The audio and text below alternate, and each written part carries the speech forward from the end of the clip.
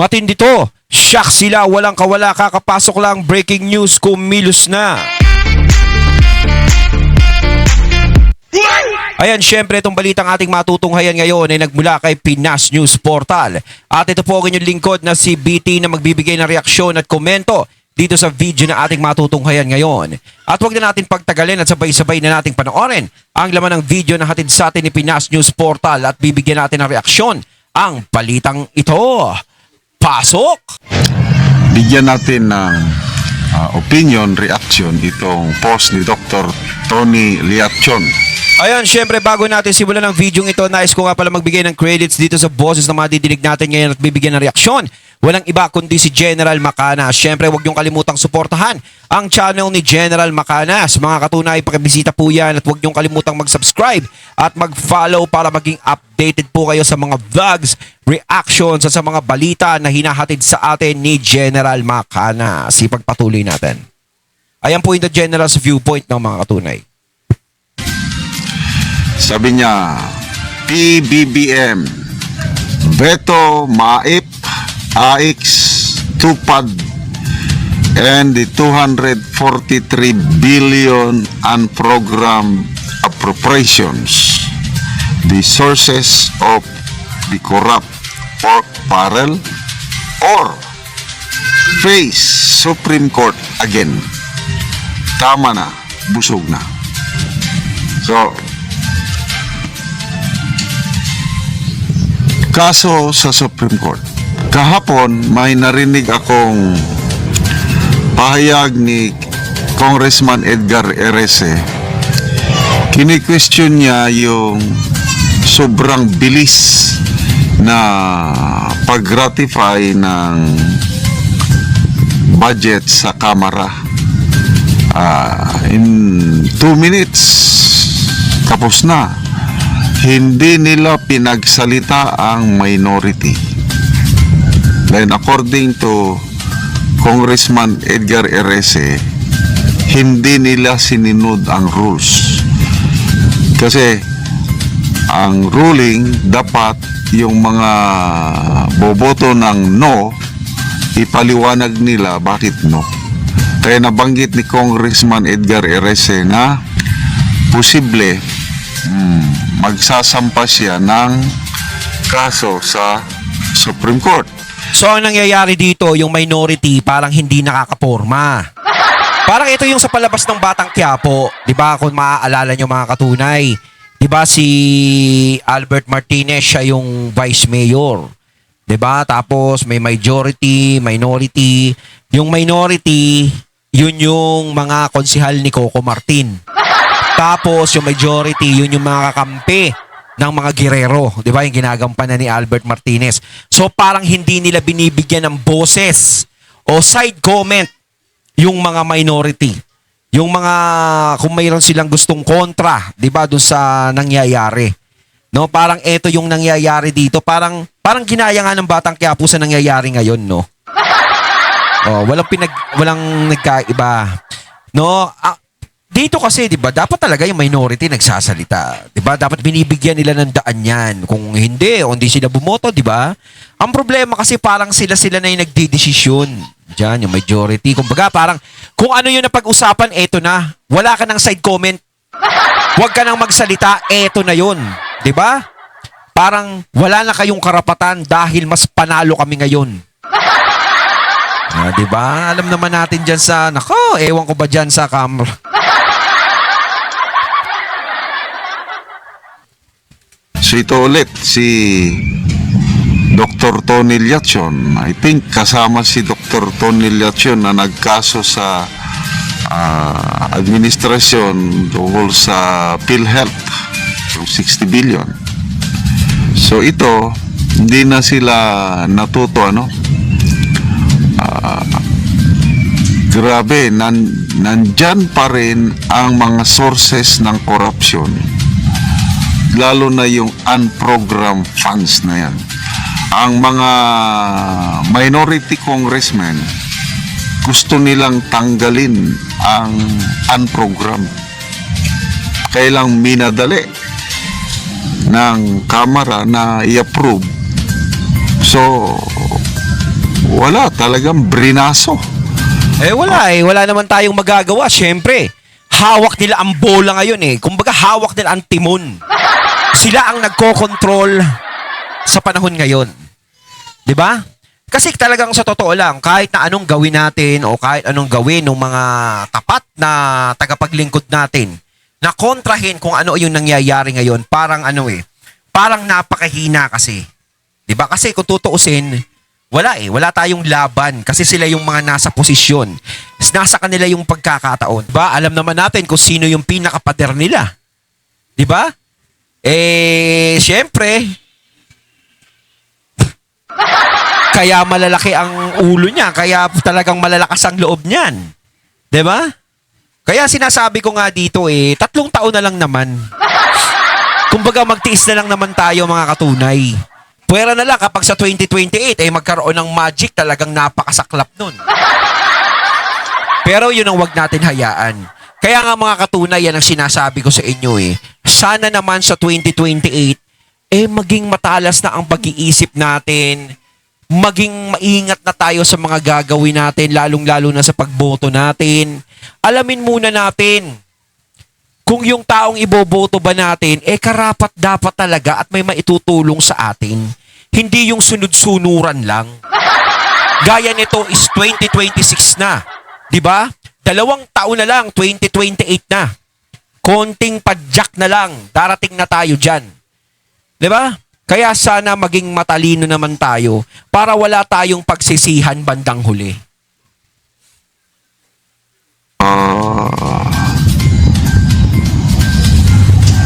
Kita mo, garapalan na Bakit kailangan mag-ano ng unprogram? Walang pundo Kailang naglagay pa rin sila. Alam nyo kasi, kapag may unprogram, alam mo na yun. Alam na natin yun.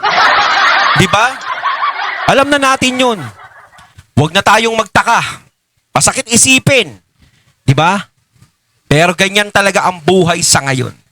Sa ngayon, sila ang namamayagpag. At ang laki, 243 billion.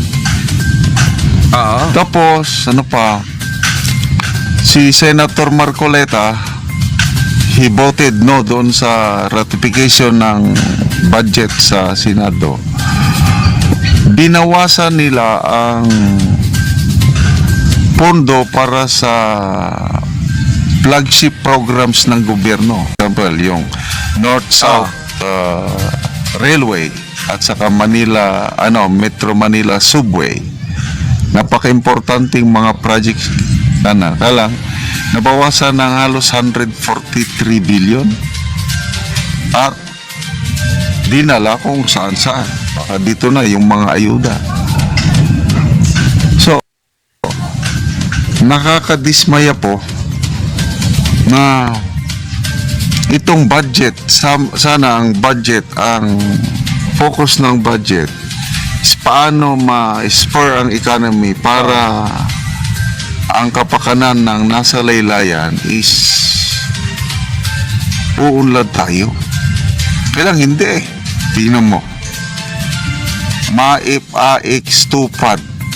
Puros puros ayuda. Ayaw nilang, how do I say it? Gusto nila ang taong bayan salalay lang sa ayuda. Yun. Yan yung pag-usapan natin yan. Sa totoo lang talaga, ginagawa nilang baldado yung mga Pilipino. Puro ayuda. Diba? Ganyan nila gustong sanayin ang mga tao. Kasi nga, syempre, siniisip nila yan yung paraan para lalong mapalapit sila sa tao. Syempre, tumutulong ka binibigyan mo sila ng ayuda. Diba? So, iisipin nila na matatandaan tayo niyan kasi binibigyan natin sila. So, parang ang ginagawa sa ating mga tao, sa mga Pilipino, parang ginagawa nila tayong mukhang pera. Parang ginagawa nila tayong mukhang ayuda. na parang napakababaw lang ng kaligayahan ng mga Pilipino, ganun lang tayo nila iniistima. 'Di ba? Sa totoo lang talaga, hindi naman dapat tayo mabuhay sa ayuda. Dahil ang ayuda na yan, kinakailangan lang yan sa oras ng kagipitan, sa oras ng mga kalamidad, sa oras na kailangan. Hindi dapat yan binibigay palagi. 'Di ba? Siyempre, minsan sa ayuda, malaki din ang kickback. 'Di ba? Ganun lang yan Masakit mang isipin, masakit mang sabihin, pasensya na sa nasasabi natin. Kasi pwede namang magtrabaho ang mga Pilipino Imbis na bigyan natin sila ng ayuda, imbis na bigyan nyo sila ng ayuda, bakit hindi nyo bigyan ng karagdagang trabaho? Bakit hindi nyo damihan ng trabaho? Bakit hindi nyo taasan ng sweldo? Tinataasan nyo nga yung bilihin, yung sweldo, hindi nyo mataasan. Diba? Ang daming paraan kung gusto nyo. Ang daming paraan na pwede nyong gawin para umasenso ang Pilipino. Kasi kung nasa isip nyo, yung mga taong nasa laylayan, hindi kayo mag-iisip ng mga ganyan. Mas tuturuan nyo yung mga Pilipino na maging masipag. Hindi umasa sa bigay-bigay lang. Diba? Hindi yung para silang, eto lang, parang si Juan naghihintay sa puno ng bayabas na malaglag. Yung bunga na hindi niya pinipitas. Diba? Hindi dapat ganun. Tinuturuan nila ang mga tao na maging tamad. Yun yung Naghihintay lang ng ayuda. Kaya tinawag na tayong Ayuda Republic. Hindi na natuto. Dinagdagan pa, mas malaki pa nga ang ayuda ngayon kumpara nung mga nakaraan So walang pagbabago. Bigay sila ng bigay ng ayuda ngayon. So kapag nagkaroon tayo ng kalamidad, baka wala na kayong maibigay. So, ngayon, nire-review daw ng Pangulo ang budget. Kaya I don't know kung anong klaseng review. Kaya, ako, sang-ayon ako dito sa opinion ni Dr. Liacho na dapat ibeto yung mga yung medical assistance on indigent patients. Wala namang problema sana ito kung hindi nila hinaluan ng politika.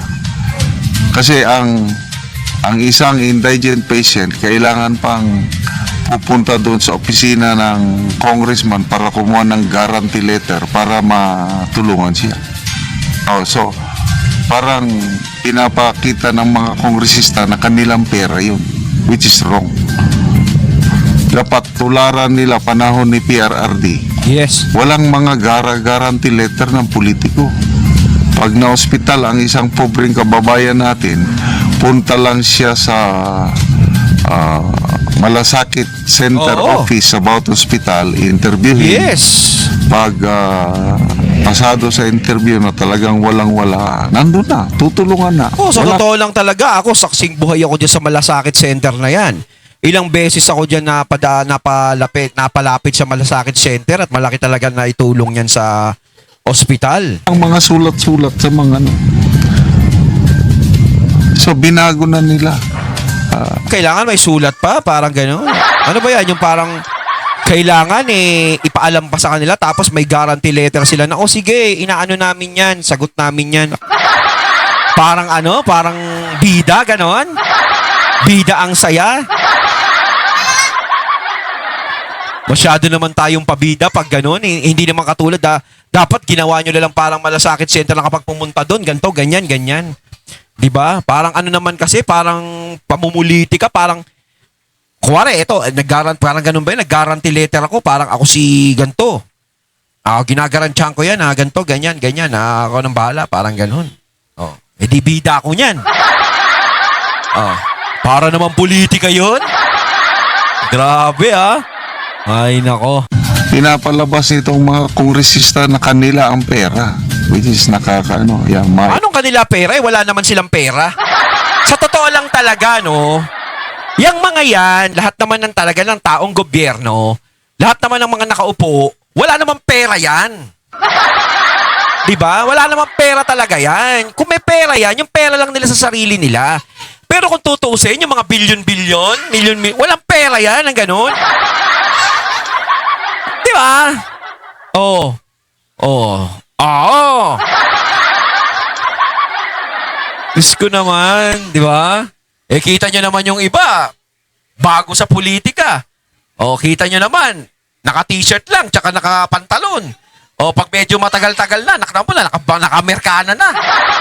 Ah, di ba? Malaki nagagawa. Kaya nga maraming tumatakbo sa politika. Hindi dahil para maglingkod sa bayan, kasi nandiyadyaan ang loto, nandiyadyaan ang jackpot. Eh, sukat ba naman lahat ng pera ng taong bayan? Nandyan eh. Di ba? Oh, dumikit-dikit ka lang sa kabalat mo dyan, oh, eh, yan na. Oh, kaya ganun yun. Stupid. But I doubt it. Hindi Kasi yan. yung mga politikong mayayaman, eh, yung mga talagang pinanganak na mayaman talaga. Yung mga sindero, mga ganito, ganyan, yan, yung mga mayayaman. Pero kung tutuusin talaga, mas marami pa rin talagang mga politiko na pumapasok na hindi naman talaga ganun kamilyonaryo o bilyonaryo. Makakakita ka ng mga matitinong politiko, kung makikita mo sila, na hindi sila masyadong mahilig sa expenses, hindi mo sila nakikitaan ng mga ano, hindi katulad ng iba dati, di ba? Itong nakaraan, na nakitaan sila ng mamahaling bag, di ba?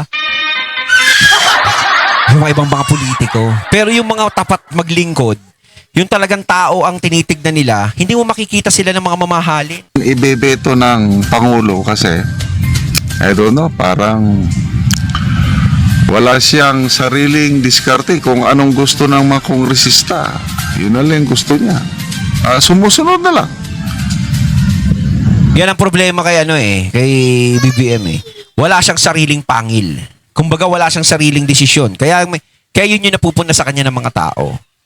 Kumbaga hindi siya nakitaan na talagang parang ako ang dapat yung sundin. 'Di ba? Ako ang pinuno nito eh. Kasi kaya parang malayo siya talaga sa tatay niya. No? Malayo talaga kasi iba ang paninindigan ni Marcos Sr. talaga eh.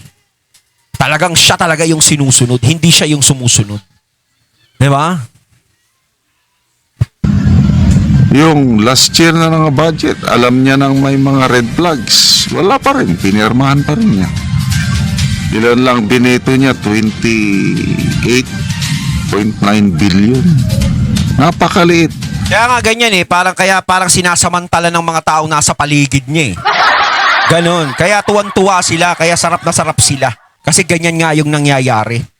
Tapos lumalabas, 421 billion ang mga budget insertion na pinirma niya na liable siya according to Justice Carpio, liable ang presidente for signing 2025 budget na alam niya may singit pork barrel na 421 billion. So, ito ang program 243 ay bumaba ng kaunti. Kailang kung i-add mo doon sa mga farm to market road, ang dami nilang mga kaya ilang mga senador hindi pumirma. Senator Aimee, Senator Bongo at Senator Marcoleta, hindi na sila pumirma dahil So salamat Dr. Tony Liachon. Sige, sampahan na ulit ng kaso para may parating ang mensahe sa kanila na they are not above the law. Kailangan taong bayan pa rin ang mananaig. Tama. May Supreme Court tayo, last bastion. Ayun, natatig natunghayan ng video na nagmula kay Pinas News Portal at syempre natunghayan natin ang boses na yun na binigyan natin ng reaksyon na nagmula kay General Macanas. Kayo mga katunay, anong masasabi nyo tungkol dito? Comment lang po kayo sa comment box. So once again, I'm BT and I'm out. Peace.